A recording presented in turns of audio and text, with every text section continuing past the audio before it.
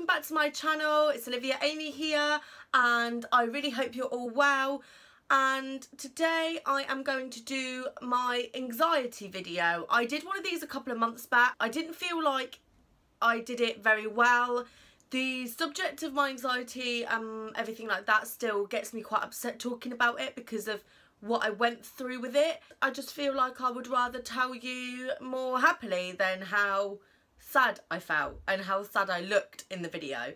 I just wanted to tell you about how I was diagnosed, the lead up to like my diagnosis, what actually happened to me personally, and then what I want to do is, if you guys have any questions about anxiety or something you're going through, if you're happy for me to do a Q&A on any questions you have. Obviously I won't say any names, but if you want me to do that, I will do that for my next video. So let's get started.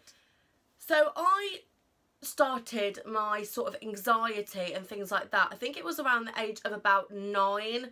I really struggled in school and I was quite bullied in my 3rd primary school. My 1st and 2nd, basically. I am originally from Stafford up north, and my brother wanted to move schools from our 1st school, so I moved with him because I was so supportive, bless him. I was like, yeah, if you want to move, I'll move with you. And I was like 4 or 5, bless me. Bless my little heart. So we moved, and then we moved from Stafford to Portsmouth, like Fareham, Hampshire, that sort of way, where I live now. And obviously I went to a new school, and I was about 9 when I moved here, and I liked my school for a while, everything was fine, and then I just began to not get along with people. I don't know why. We had a very small class. My class had 14 people in. That's how that's how small the school was. So I think when you're around only 14 people, even when you're young, you bicker. Of course you would. You're seeing them people every day. There's only 14 people to pick from to play with. It's not like when you have a 30 people class, you're like, oh, I don't want to play with you today, I'll play with someone else. So I really struggled, and my mum's always worked in primary school, so I'd moved to the school where she worked. I only had about 8 months of school left, so it was easy for me to move to her school because she went there every day, so she could pick me up, drop me off, I could be there, and it was more to see if I had anxiety or whether it was the relationships I had with people at school that was affecting my personality. So I moved school and it only seemed to get worse. I became very attached to my mum. I mean, don't get me wrong, I love my mum. My mum is my best friend. I tell her everything and we are still very close to this day. But I became so attached to my mum that it was unhealthy. I would cry when she left because she only worked part-time, so she finished at like 1 o'clock. I wouldn't stay in the school. I would think something would happen to her if I wasn't with her. And it all became very much signs of something was not right with me. And that was only the start of it because it got much, much, much worse. I didn't only suffer with anxiety, I suffered with OCD, school phobia and anxiety. I remember being very ill when I was between the age of 9 and 10, and I was a bit in disbelief, so I was like, no, I'm fine. I don't need help, I don't need to go see a doctor, which was obviously not the case. And my mum said, no, I'm taking you to the doctor. We can't live with you not going to school. Obviously, you can't by law and you need an education. So we went to the doctor and they diagnosed me with school phobia, anxiety and OCD. And my anxiety and my comfort blanket was my mum. And my mum was so supportive, and so were my whole family. If it wasn't for them, I don't think I would have got through what I got through at such a if it wasn't for them, I don't think I would have got through what I got through at such a young age and become the woman I am now. And I am so grateful for my whole family for what they did for me. Get a bit emotional. Yeah, so I'm going to tell you a little bit about my story. So yeah, I will, right, I'll try and continue. I don't even know where I got to. See, I'm just bambling on and I just can't even remember. So yeah, they diagnosed me and I didn't go to school for quite a long time. It got to the point where I just couldn't get out of the car, I couldn't get out of bed, I couldn't go. My anxiety and my panic attacks were so bad that I thought if I left my mum something would happen to her. So I used to go to school with my mum and leave when she left, which was very good at the school. They were very supportive. And then when year 6 finished, I didn't go to my school leavers. I had to sit in a different room for my SATs because my anxiety levels were so bad. I was having panic attacks if I was in the same room as a lot of different people. So I missed out on a lot.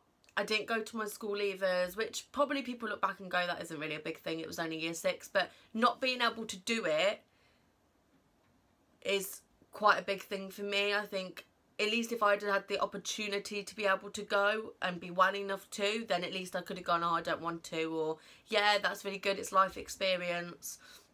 Obviously being older now, you do look back on things like that and think, oh, I'm so annoyed I didn't get to go, but I am so glad I am able to do things now rather than not do anything now and become worse as I got older, because if you don't get help, you do get worse. And I was lucky that I had a counsellor, what my doctor referred me to, and I believe that the counsellor I had worked for CAMHS, which I'm not sure if they're across the whole country. They most probably are, but obviously I'm in Hampshire, and the lady that came to see me was such a lovely lady. I believe her name was Jackie.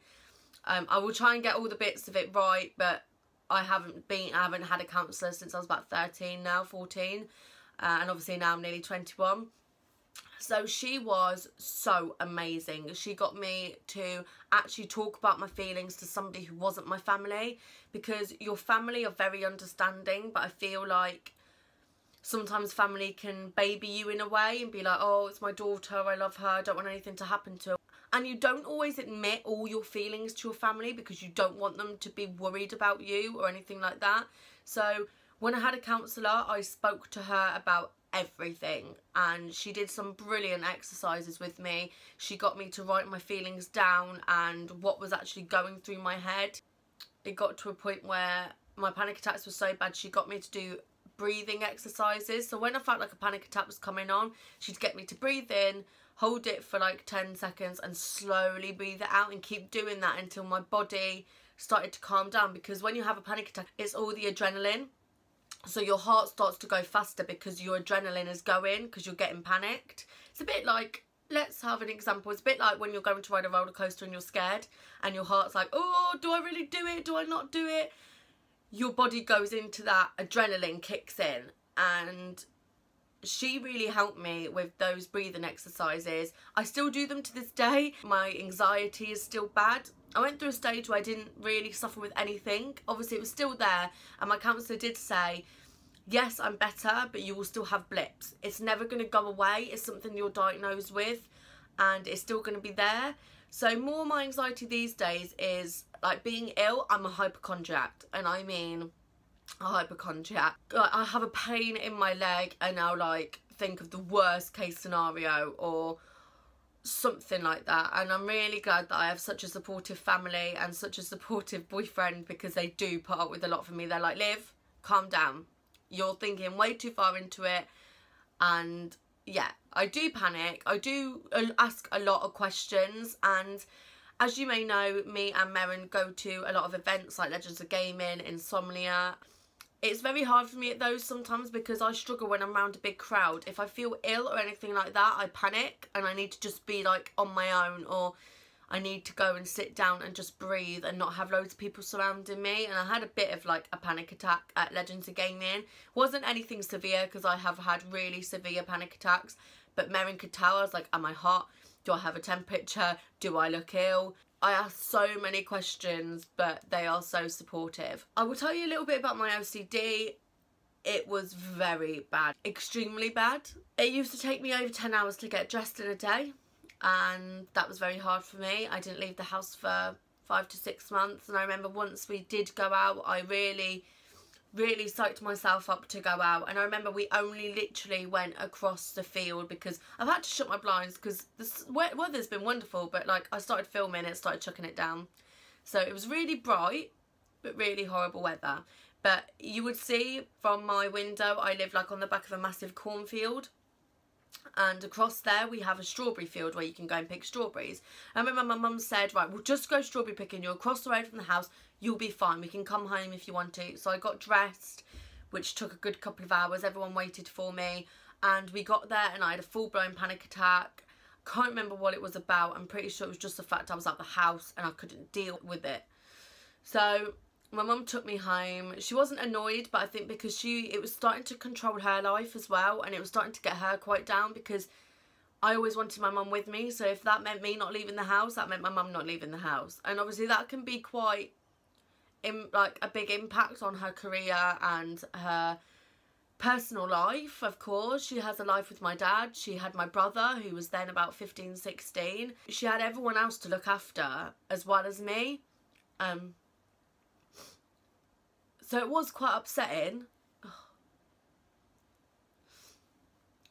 And I am so grateful that my mum put up with me for all of that. And my nan was also very, very supportive of my granddad and my dad and brother. I think my brother and my dad struggled with it a bit more. They didn't understand what it was. My brother was more, it was his age. He was going through his GCSEs. It was a very tough time for him. Everything going on with me at home. All the, like, panic attacks of me not going to school. And my brother used to shout and go, just go to school. I don't understand what's wrong with you. Which was quite upsetting because then I used to get angry as well as upset because I'd be like, you don't understand what's going through in my head. No one gets me, blah, blah, blah. And it just used to be full-blown arguments, day in, day out. But now I look back and understand my brother was going through his GCSEs, which is a very tough time for stuff to be going on at home. But he still did very well. He still has a very good job. He still went to uni, still got first-class honours degree. He did very well, but I do feel bad at times that I probably made things worse for him around that time, which obviously wasn't my fault, but at the time you don't realise that's happening to you. So my OCD was at the point where I would, I'm trying to think of an example, I would touch like if you turn off a light switch, like I don't know how people do it, like whatever you do to turn the light switch on and off, and I would do it to the point where I would like, I couldn't touch it with like this side of my hand.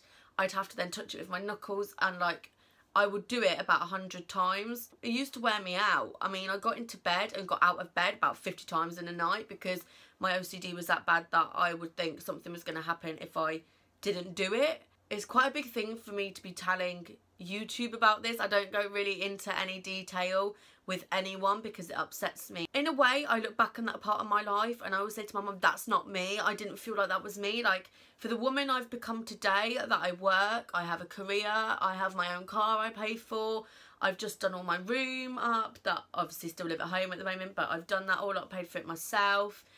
I have tattoos, I have piercings, and I can't believe how I am today to what I was. And it is weird to look back and think at that point in your life, but I'm very proud of the lady I've become.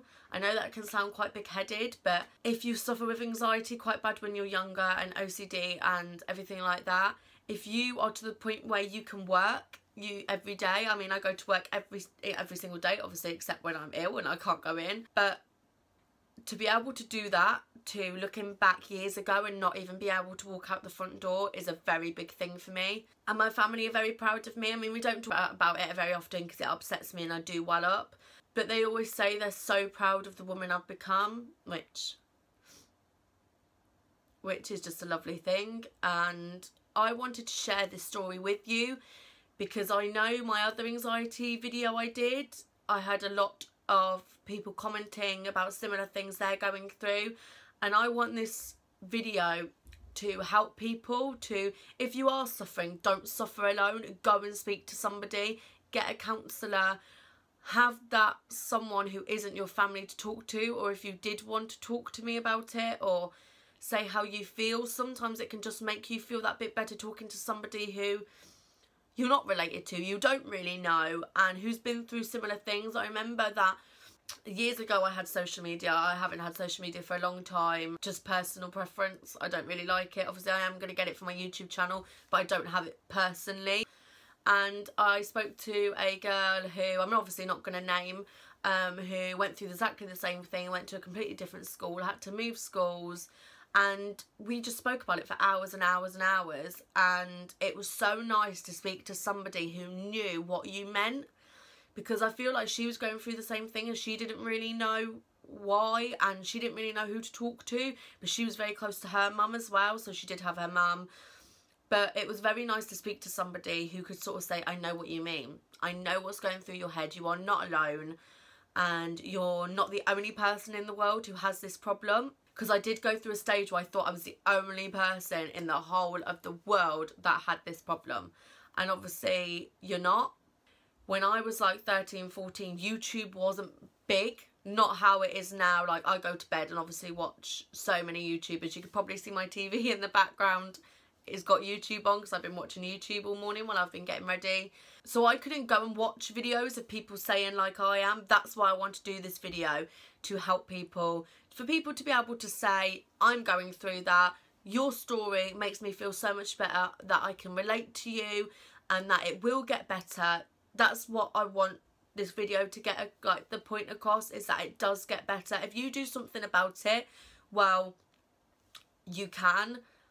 It would definitely help, because I know some people who suffer and don't tell anyone, and it gets to the point where they're about my age, where they can't go to work, they can't have a social life, they can't go out, they don't do anything. And I think if you can catch it when you're young, if you do know you have it young, some people don't suffer with it until they're older, which is just one of those things. Everybody gets it at a different age, and I think everyone suffers with some anxiety in their life. I know everybody, like, maybe you leave home and you think, have I turned my straighteners off, and you have to come all the way back every day. That's not anxiety, that's more of like something in your head going, you haven't turned them off, the house is going to burn down. But everyone suffers with something a little bit like OCD-ish, like, oh, all the light switches have to be the same way. That doesn't mean you've got severe OCD, it's just the way you like things. But I think everyone's mind is a little bit like, I like it how it's done. As I said, I wanted to do this video to go more in depth, because I feel like my other video wasn't that long. It didn't really explain about how I am now, and I look back on that video and I'm quite sad. And I think you'll probably notice a difference. I'm able to talk about it more now. I did struggle a few months ago to talk about it. I didn't like telling anyone. I've been with my boyfriend like 2.5 years nearly, and I've only really just told him how poorly I was, because I do sort of think he's going to turn around and go, okay, that's very strange, you're weird. Like, and if we're going to move out one day, he needs to know how I am, because I'm going to drive him mad with all my anxiety. I think we went away the other week and I was like, right, is the hob off? Are all the lights off? Are the doors locked? And I made him get out of bed. We were in bed. We went like away to the New Forest, which is like a really nice place near where I live. And we stayed in like a beautiful lodge for the week for our 2-year anniversary. And we got into bed and he was just comfortable, and I was like, babe, is everything turned off? He was like, yes, Liv. And I was like, no, you need to check. I won't sleep. He was like, you check. I was like, no, I'm not going out there. What happens if like the door's not locked and someone's there and the hob's not on and the lodge is on fire, because it was wooden, so if it's set on fire, just go up in flames. So yeah, I am a bit like still the same in the way I'm like, yeah, I need to make sure everything's off. I'll lie in bed now in my mum and dad's house and I'll be like, I need to go check the front door, I need to go check the back door, I need to go check all the lights off, I need to check the dogs are in the kitchen. Yeah, so it's just my way now of how I am, but I've learnt to deal with it. My OCD, I am very pleased to say I don't do any of my habits anymore. It doesn't take me hours and hours and hours to get ready. I just literally put this on and I didn't change it 20 times before like I used to. I can go to work, as I said, I've got work today. I only work 12 till 5, so I film these in the morning. I can go out on weekends, I can go on holiday with my other half, I can go out with my mum and my nan and my family and not be so anxious all the time. And yes, I do still get anxious. I have my days where I will be very on edge, but I've learned to control it, just with my breathing and everything like that. Yeah, I feel like looking back, I'm just very proud of the woman I've become, and I've never really wanted to be big-headed and say I'm proud of who I am, but I feel like you should be proud of who you are. If you're not proud of who you are and what you do and your job, change it, because at the end of the day, you've got to be happy. Your happiness comes before anything. That's what I've always believed. And it's so easy these days to be able to change things. Like, you can change a career if you want to. If you don't like uni, leave. If you don't like anything, like I never went to uni. I did very well in my GCSEs. I mean, for somebody who didn't go to school, I came out with A star to C, about 8 GCSEs. I never went to uni, personal choice. I've never wanted to go to uni. I've never regretted my decision. I'm a receptionist, but I'm luckily in that job through somebody who gave me a chance, and I love my job. But I just wanted to make this video to explain that you are not alone if you suffer from anxiety, and hopefully this video helps people. If it just helps one person, if they can say, yeah, I know what you mean, I suffer with all of those. This video has helped me to understand that I can go to the doctors, I can get help, I don't have to just suffer without telling anyone, because your family will always understand. But I feel like sometimes you do need to speak to somebody who been through it, or a counsellor who is obviously trained to make you better in something like that. And yeah, I'm so glad I did this video. It's took me, I don't know how long I put up the other one, but it's took me this long. I have filmed this video over 40 times, because every time I think, oh, I don't know whether to post it, don't know what people are going to say, don't know if people are going to judge. I don't really like telling my story. As you've seen a few times in that video, I did get a bit upset. Just thinking back on how ill I was and everything like that, it does make you upset, even though you've come through the other side of it. As I said, I'm nearly 21 now, so it's been sort of 6-7 years since I was severely, probably more than that, 7 to 8 years I was severely ill with OCD, school phobia, anxiety. And even if you just suffer with one of those, I hope this video can explain something in the anxiety, the OCD. I will go through a bit of the school phobia, because I don't think I did. My school phobia came really with my anxiety, and it was to the point where obviously I couldn't go to school. I would be scared of going to school. I just didn't like it. I was just not my home was my comfort blanket, so I just wanted to be at home, and that came with my anxiety. Some of you may suffer as well. You might have panic attacks before school. That's what I used to struggle with. I used to have such severe panic attacks that I would work myself so much that I would wear myself out to the point that I couldn't even go to school, because I was so like worked up and crying and everything. I didn't want to go to school, and people go, she's so strange, like what is wrong with her, why can't she just go to school like everyone else? And I also had a phobia of being sick. I didn't like anyone being sick around me. I still get anxious when I see people being ill around me. I'm very caring, I will look after them, but I'm like, oh, am I going to get ill or anything like that? And that's just part of me. I don't mind so much being sick myself now. Obviously no one likes being sick. If I've got a sickness bug, no one likes being ill, but if I'm sick from like being drunk, which is never a good thing or anything like that, I don't have a panic attack anymore. Although I don't really get drunk. I haven't been sick from being drunk in like 2 years. So I can't really say, yeah, I get drunk every weekend, because I don't. And I really hope this video helped any of you. As I said, if you've got any questions, what I'm going to do is pop your questions below. I'm going to be filming on Thursday morning, so 24 hours of questions. Obviously I won't put your name in when I answer them. If you've got any questions and you want me to answer them, I feel like if I do a question and answer video on any of your comments regarding anxiety, it may really help you, because I can go a bit more in depth. Because even though I filmed this video, there is still parts I could film for 2 hours about my anxiety and everything, but you would get severely bored. So if you've got any questions that you don't think I've answered in this video or gone through in this video, do pop them below. Don't forget to subscribe and give this video a big thumbs up if you enjoyed it and if it helped you in any way. I will be filming on Thursday morning, as I said, all your questions, and I will give answers to, and I'll see you then. Bye guys.